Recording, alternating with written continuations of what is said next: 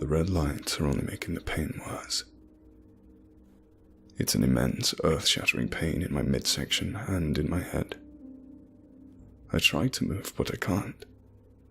I try to speak, but I can't do that either. It hurts too much, and my voice obeys me no more than do my joints, or my muscles, or my bones, or my mind. And yet still there is movement. I can feel myself being lifted up and placed on something. A bed, maybe? Or... no. A gurney. "All right," one of the EMTs says, and several others then roll me into the back of an ambulance and climb in behind me. But I'm already fading fast and feeling an inexplicable heat by the time those doors are shut. One EMT, a blonde woman, looks at me with a furrowed brow just as I'm slipping away, and says aloud, Wait, I think I know." "We're made of that stuff, right?" I turned around. There was a woman there, red-haired and about my age, give or take, and she was alarmingly beautiful. But how long she'd been staring at the exhibit alongside me, I had no idea. "I'm sorry?" I said, "You know we're made of that stuff, right?" She nodded at the museum wall, which depicted in detail the births and life cycle and deaths of stars. I pursed my lips. "We're made of stars?" "Yep, isn't it awesome?" She stepped up beside me and moved her arm across the diagram as she spoke. "I just watched a documentary about it last night. Stars are just fusion factories held together by their own gravity. They start off fusing hydrogen to helium, and then they keep going on, fusing heavier and heavier elements until they're fusing the heaviest stuff. Then they exhaust their fuel and collapse under their own weight, and they blow off their outer layers and pretty much shower the galaxy with all these random elements, some of which are eventually used to create life." "Huh. Yeah, I'm Robin, by the way." She extended her hand and I shook it. Hey, Brian, nice to meet you." There was an awkward pause before I said, "All right, I got one for you. If you replaced the sun with a black hole, what would happen?" "Depends on its mass." "Nope. The answer is, drumroll please, nothing. I mean, everything would get dark and cold, but we wouldn't fall in. Earth's orbit would remain entirely unaffected. If the black hole had the same mass as the sun." "What?" "What you said would only be true if the black hole in question happened to have the same mass as the sun, which it wouldn't, because the sun isn't massive enough to collapse into a black hole." "Oh, damn. Yep, me 1, you 0. Sorry, pal." "All right," I said. "You're on. Whoever gets the most points by closing time buys drinks." She smiled at that and punched me in the shoulder, just light enough not to sting. "All right, loser. Come on," the EMT says. There's a flurry of activity around me, and there are voices too, and blinding lights, and a cooling down of that monstrous heat. One of the paramedics is looking me over. Then he looks at another colleague, the blonde woman, and he shakes his head, slowly. "This one's gone, Rachel." But she continues running tests, running diagnostics, placing a soft hand on my arm in case I'm awake enough to appreciate the comfort. I am. Barely. But I'm fading fast, and that heat is coming right on back as I do. "Not yet, he's not," she says. There's pain in her voice that she does her fruitless best to conceal. "I already lost another one earlier, Todd. I'm not losing..." "Another one," Robin said, and I laughed and agreed, and we rushed to the back of the line. "See? Told you you'd like the Ferris wheel. Can't believe you've never been on one before today." She shrugged. "Never thought they were as extreme as roller coasters, so I wasn't interested." "Well, they're not supposed to be extreme. Ferris wheels are for all the parents waiting on their kids and sick people trying to relax their stomachs so they don't puke funnel cake all over the pavement." and adorable young couples, apparently. And just then, we were waved into the next seat. We sat ourselves down, and moments later, the great wheel began to groan and protest, and finally, to turn. It dragged our cart around its underside, and then lifted it up, up, up to the top of its crest, where we could see the whole city at twilight, and the ships in the harbor that were backlit red with the setting sun, and the clouds that were lined at their tops with just a little bit of starlight. Robin snuggled up next to me and put her head on my shoulder, and I put my arm around her waist. For a moment then, I could have sworn the empty seat in front of us moved on its own, and furrowed my brow. But then Robin spoke. "Thank you for being here with me," she said. I didn't respond with words. I just kissed her on her head and held her tight, as the wheel began taking us Down on the 1800 block of Gardensdale, one of the EMTs says. Yeah, another one, I know. Hell of a fucking night, isn't it? The conversation is muffled again in short order. I'm drifting in and out, but the jostling of the room and the sound of the engine tell me that we're still in the ambulance. The other paramedics, for their part, continue running tests and checking my vitals, and as they work, I try to remember what's happened. But it hurts. Damn it, does it hurt. Almost as much as the rushing heat, and the effort is further disrupted when the ambulance hits a bump in the road and I nearly spill out of the gurney. But Rachel puts her steady hand on my chest and says, "Hang in there, Brian. We're almost..." "There!" Robin pointed at the interstate ramp, and I took the turn and put St. Thomas Vineyard away in the rear view. "Still can't believe Mason got married," I said. "He's only known that girl for what, a year? Less?" Robin shrugged. They were in love. They hardly knew each other. They don't know if whatever they're feeling is genuine, lifelong love, or just new relationship googly eyes that hasn't worn off yet. I guarantee it, and I'll put money on this, they'll be done within a year. Just watch. "You don't know that," she said. There was a brief pause, and then she added, "We've been dating for 2 years. So how far off do you think we are?" I shrugged. "I don't know. Haven't really thought about it." "You haven't thought about it at all?" "I mean, of course I've thought about it. I don't know if we're ready, you know?" I looked over at her, but she just stared out there at the rain with her chin in her palm. So I continued. "Think about it like this. People prepare their whole lives for jobs, right? They start going to school as soon as they can talk, and they're not done until they're in their 20s. And it's all so they can get a piece of paper that says, 'Hey, hire my ass, I'm smart enough to work.'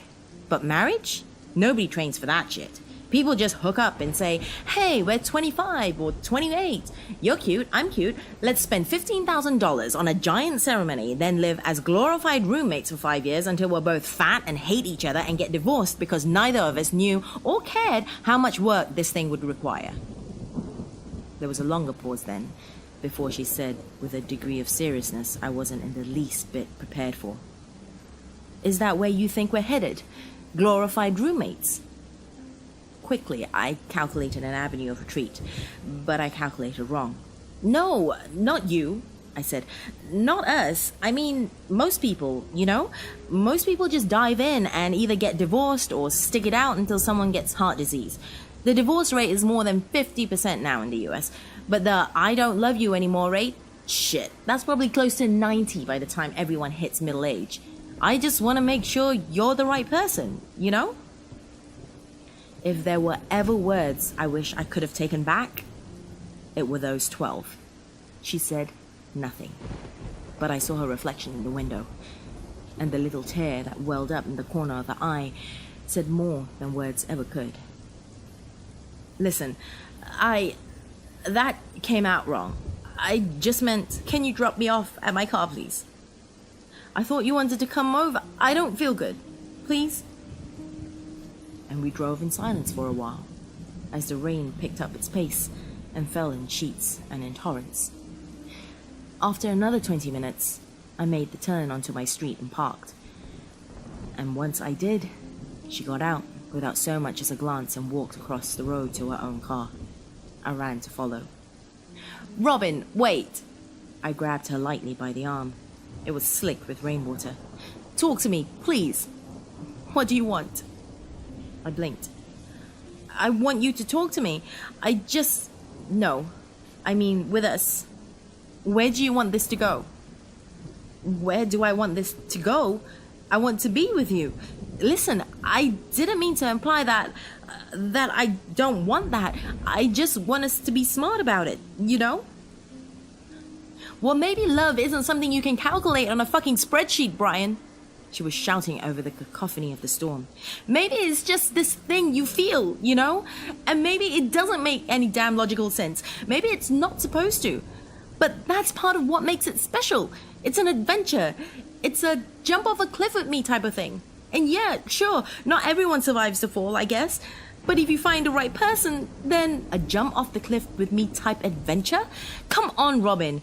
We're not writing up a damn dating website profile here. This is real life. There are kids involved, and finances, and house buying, and mortgages, and all that shit.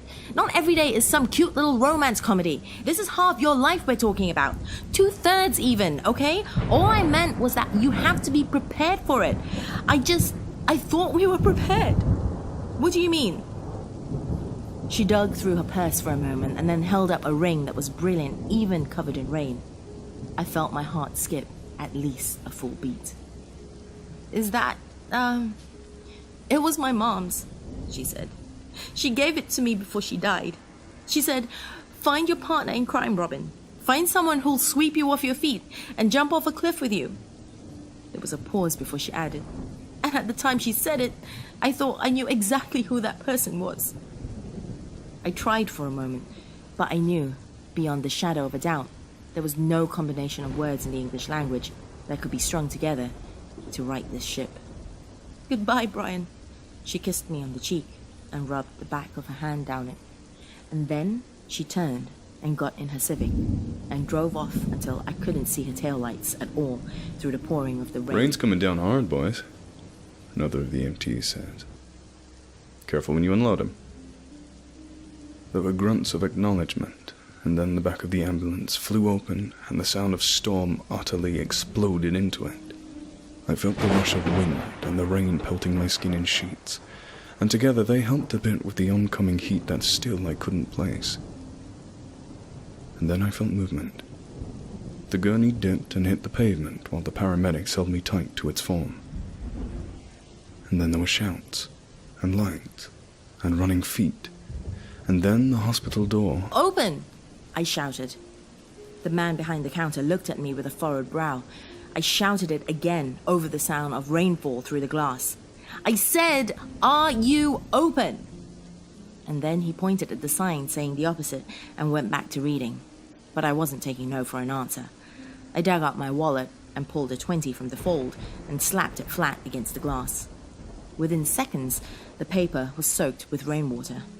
But it got his attention, and once he saw me there, he took pity on my plight, and the door clicked in a word and slid open. "Make it quick, man." I know, I will. Thank you so much." I ran down the aisles and then, true to my word, made it back to the counter in less than a minute. The man put down his book and processed the sale. "Date night?" he said, bagging the card after the flowers. I smiled a bit. "Something like that." And then I thanked him and ran back out to my car and got inside and took out the card and scribbled on its inner sleeve the words, "Jump off a cliff With me! A doctor running alongside the cart motioned to some nurses in the hall, and they ran to follow. He turns to the EMTs. "Is he stable?" "He's slipping. All right, swollen, beating slowly." "Not good. Mumbled something about being too hot earlier. But if anything, his temperature's too low." Someone shows the doctor a chart. He reads it as he runs, and his face is grim. "Shit. All right, Let's move!" I shouted at the car I'm passing. "Just a little rain, assholes!" But it wasn't. It was a lot of rain. Sheets and buckets and torrents of it, in fact. It long since turned into dirt and mud, and it swept up against my windshield like an ocean surf. And the road was slick with little rivers of it that ran down past the pebbles. I was going far, far too fast for such conditions, but I didn't care about that, the doctor said. I just want to get his fluids up, Rachel. The woman from the ambulance runs up and discusses my condition in harsh whispers with the doctor. As I fade, and as the damn heat floods back on in, it becomes impossible to hear what they're saying. But it's abundantly clear from the body language that she hasn't given up. Hope for a reunion with these guys? Well, Bolin and Snake say they're against it entirely, so that doesn't bode well for fans. But look what happened with... I switched the radio off, and then wrapped both hands around the wheel with such force the knuckles turned white under the grip. The car hit 70 miles per hour, 75, 79. The windshield wipers were flying, but they weren't going fast. Fuck! I slammed my foot on the brakes as the lights of activity in the road came in out of nowhere from the rain. The car jolted and shuddered and fought for traction with the pavement, and I felt the tires squeal and the metals of the car grind in protest. I don't care if he wants to protest, the doctor snaps back. You tell him to wait in the damn lobby like everyone else. The nurse accepts her orders and heads back out into the hallway. I'm sorry, sir. You can't see him until... Until what? That's my son in there! That's my son! That's... And then there's a scuffle of feet and more shouts as security guards drag my father from the wing. Rachel pauses as she hears the shouts, and then her eyes well up a bit with tears, and she looks at my face and appears to realize something. But she doesn't say what. The shouts continue, but they fade. And so do I. And in comes the heat as I do. That's my son! That's my boy! Let me see my boy! Stop! Please stop! The police officer had both hands up as my car barreled towards him. Stop! Stop the car! Finally, there was a jolt and a shudder as the tires gained control at last. The car slammed to a halt. Both the officer and I sighed in relief, and then he approached my window and tapped the glass with his knuckle. I lowered it. I shouted over the rain. I'm sorry, sir. Roads are crazy out here. You okay? He ignored the question. I'm gonna need you to sit here for a bit, okay? He said, just until the accident's cleared up. Accident? It's bad. He nodded in the direction of the wreckage, and then he said again, just sit tight. We'll wave you over when there's an open lane. And then he ran off into the storm. I scanned the scene. There was a man on the side of the road I saw, sitting on the pavement, with a poncho for the rainfall and his head in his hands. His SUV was totaled. The front end was bent and twisted and hideously mangled. But the other car was in far, far worse shape than that. I squinted hard and could only make out panels of white amidst charred black chunks of metal and the force of the rain. But it was enough. It was a Civic. Oh, God. Oh, God. No, no, no, no. I got out of the car and left the door hanging open in the rain, and then I ran forward, at least until the officer caught sight of me and ran back over and grabbed me by the shoulders. Hey, he said, I told you to wait in the car. What are you... Robin! I shouted over him. Robin! And then I saw it. A fleeting glimpse of movement. A white sheep flipped on a gurney. A strand of red hair fell from the right side and hung there as the EMTs carted away the body. Robin! I screamed. That's my girl! That's my girl! The officer was confused and stunned and did the only thing he could think to do. Drag me back to my car. No, stop! I was inconsolable, but in no shape at all to resist. Stop, please. That's my girl. Let me see my girl, please. Stop. One of the EMTs, covered in blood from the waist up, turned to look at the spectacle. But then someone shouted her name. Rachel! The doctor says. You with us or what? Let's go. She blinks as she stares at me, and then says, Yeah, sorry. I just realized this guy was... Just get the charcoal, please. We don't have time. And she does. She runs off to fetch exactly that. And then I feel a hideously invasive sensation. A tube is being placed up my nose, and then I feel it falling down into my throat. I'm too weak to gag, but I somehow manage to clench my fist.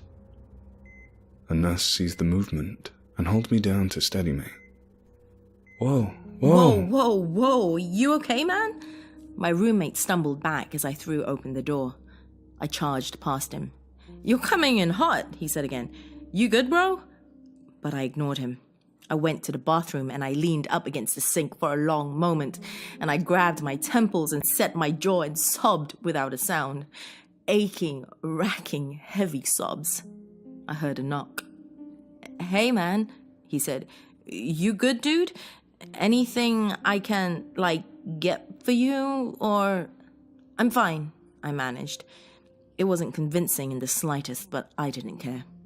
I opened up my phone. There was a text from Robin there, from this morning.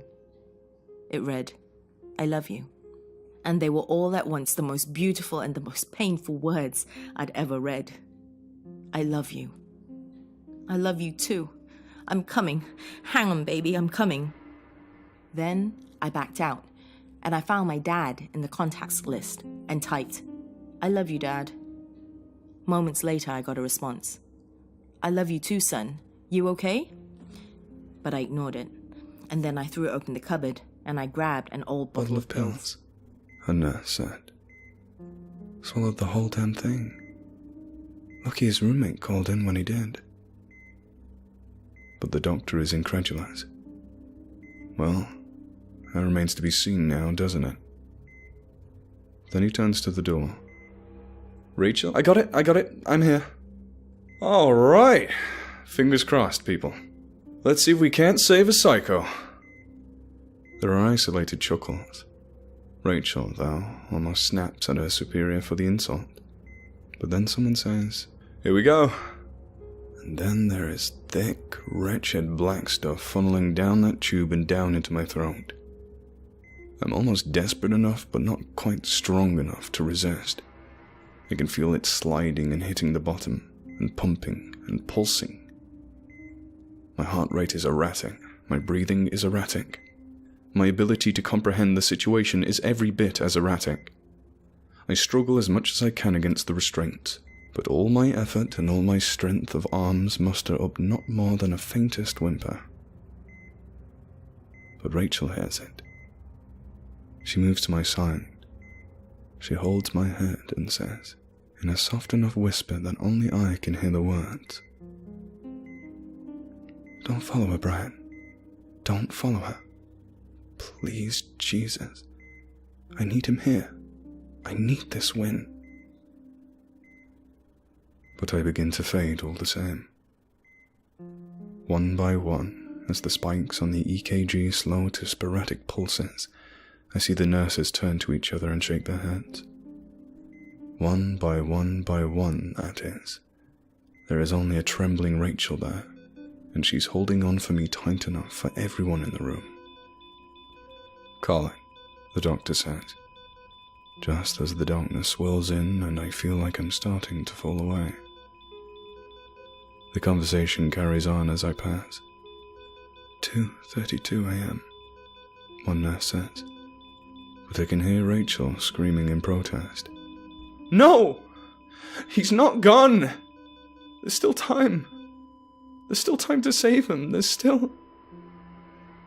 But she's wrong. I'm already gone. Her voice and her face. Those things are behind me as I pass. They are fading away into the darkness that consumes me, and swallowing me whole and throwing me to the wind. And just when the magnitude of the situation dawns on me, then comes the heat. There are monstrous amounts of it. It rips and tears and scorches and scalds. And had I the ability to scream out or even breathe, I would have done so until my throat was hoarse. But then there was a new pain, a different pain. A hand reaches out of the blackness, and it grabs my left side forearm with such mighty force the resulting pain eclipses that of the heat, and the nails of that hand rip through the flesh. And then I'm being pulled, and there is a rushing wind. It's cool, and refreshing, and beautiful. And suddenly I'm somewhere else entirely. I blinked. The darkness was gone, and the heat with it, and that sensation of being devoured. Instead, those things had been replaced with starlit clouds as far off in every direction as the eye could see. But my arm stung like hell all the same. I looked at it. There were nail marks I saw, 4 deep cuts beneath the inner wrist and a 5th on the side, in the shape of a hand. They bled a bit, and then I heard an all too familiar voice. "You okay?" I stood up slowly, and I turned, holding my damaged, stinging arm while I did it, and said, "Robin? Robin, what was that? That darkness and the heat, and that it's where you would have spent your eternity, Brian, had I not pulled you out." I had no words other than the weakest thanks. "You know," she said, holding her own arm, "suicide's not exactly what I meant by jumping off a cliff." I blinked again and took a long, deep breath. "Yeah, I guess I didn't think things through. Not sure you fully realize how much of an understatement that is." "Well, maybe I don't, but you know what? I'd do it again, Robin. I'm serious." She nearly rolled her eyes, but I doubled down on that sentiment. "What I said out there on my street, I'm sorry. I mean it. I'm sorry. You were right. Love isn't about taxes or headaches or just tolerating each other until we're 70. It's like your mom said. It's about sweeping your girl off her feet. It's about jumping over cliffs with someone and not knowing where you'll land and not caring as long as you get there together. And if this is where we land, wherever this is, I'm okay with that." And I leaned in for a kiss. But she stopped me with a hand before it landed, and I opened my eyes. "I can tell you've been working on that speech for a while," she said. "Over and over in my head in the car until I got to the scene of the wreck." I looked at the ground and then back up at her. And I realized right then that if you fucking left the earth itself, then I would too. So here I was wrong too. She cut me off. "Well, what do you mean?" "About love. I was wrong. My mother was wrong. It's not just about crap you see in rom-coms and greeting cards, Brian." Again, I blinked. "I know that. I know. It's something you feel in your heart that defies logic and reason, not something you can put on a spreadsheet, like you said earlier." She sighed a bit and then said, "Can I show you something?" I guess so, sure." And then she took my hand. An infinity rolled in and faded back out, and all of a sudden, we were somewhere else entirely. "Are we on the Ferris wheel?" "Yep. Turn around." I did, and there we were, past Robin and past me, on the seat above and behind us. I remembered it like yesterday. We were staring out at the whole city at twilight, the ships in the harbor that were backlit red with the setting sun, and the clouds that were lined at their tops with just a little bit of starlight.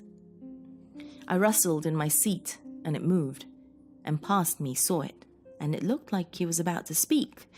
But before he did, past Robin said, "Thank you for being here with me," and got a kiss on the head. "What do you see?" Robin said. "Us, a year ago and change. I remember that day like it was yesterday. Your mom had just died, so I took you here to get your mind off things." "You did. That was the first day in months I'd felt truly safe and truly at peace. That was love." "I know it was, and I still love you. It's a kind of love," she said, cutting me off again. "And it's absolutely beautiful when it lasts, but Can I show you something else? Okay, yeah. She took my hand again, and again infinity itself rolled in and out like the tide, and we were somewhere else. The hospital, it looked like. St. Joseph's. What do you see here? I looked around. Nurses running up and down the hallway, doctors reviewing notes and talking to their patients. I don't know, a hospital. She nodded in the direction of a particular room. Look in there. So I did. There was a woman on the cot. She was emaciated and hairless and deathly frail, and the doctors inside were shutting off the last of the machines. A dying woman, I said. Looks like cancer. Yep. And what about there? I looked down.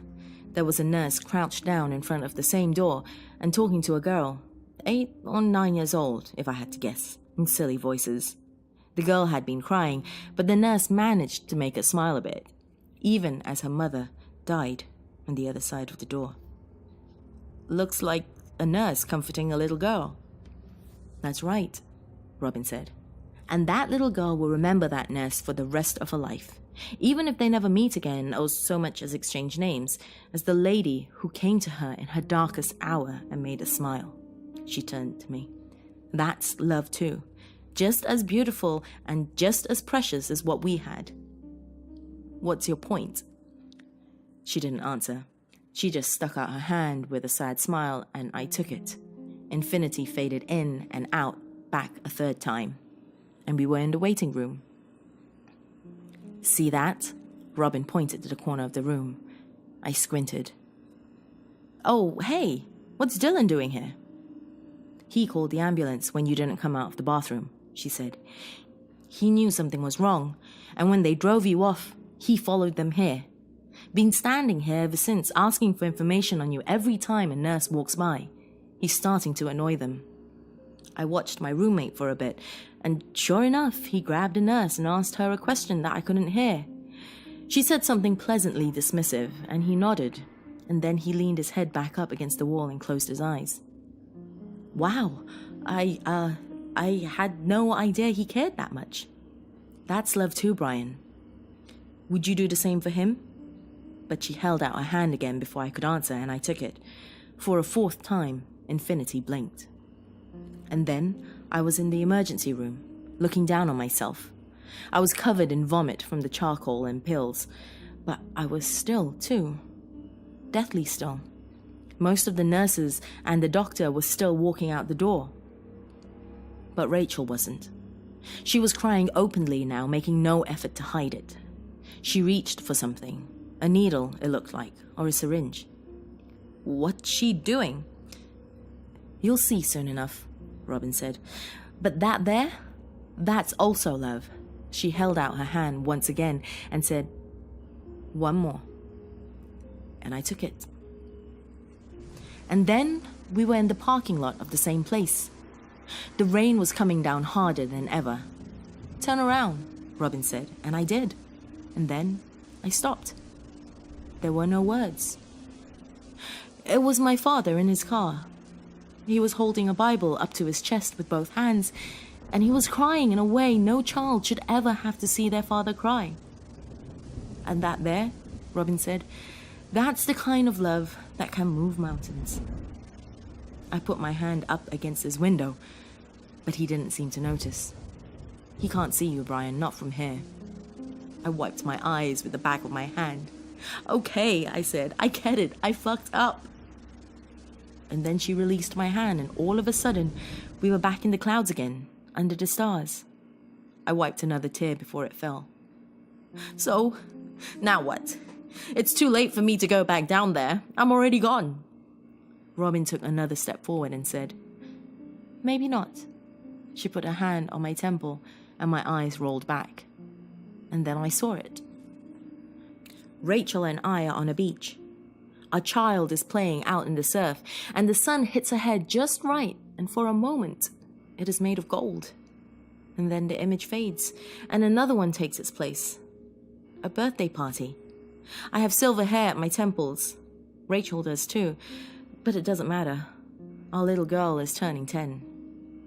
And then that image fades too and is replaced by another and another and another, each one yielding another moment where someone loved someone else enough for it to break through the clouds and be seen forever, even if the moment itself lasted only for a heartbeat. Finally, there is an image of Rachel and myself on a porch as old as we are, and she holds my hand and says, "I'm glad you didn't follow her." And I say back, "Me too." And I kiss her on the head. And then Robin pulls her hand back, and there we were again, standing out there in the clouds together. "How did you do that?" I asked. She shrugged. "Time has nearly no meaning in this place. I've been here for a while, Brian, and yet the doctors haven't even left your operating room. Don't think too much about it. Just think about what you want." "That," I said. Was that my future?" She shrugged again. "Could be. I don't know what you saw, and I don't need to know. Was it enough?" I nodded, and she stepped forward again and said, "Then go and get it. I'll miss you too damn much." "Well, there's nothing wrong with missing someone," she said. "That just means love lasted a little longer than what ignited it. So go ahead and miss me. You owe me that much. Feel the loss. Stand up to the storm like a man and memorize the pain and learn it inside out and let it roll over you in waves and run its course. And then one day you'll wake up and realize you have scar tissue where the skin used to be, and you'll be stronger than the grief ever was." I can tell you've been working on that speech for a while.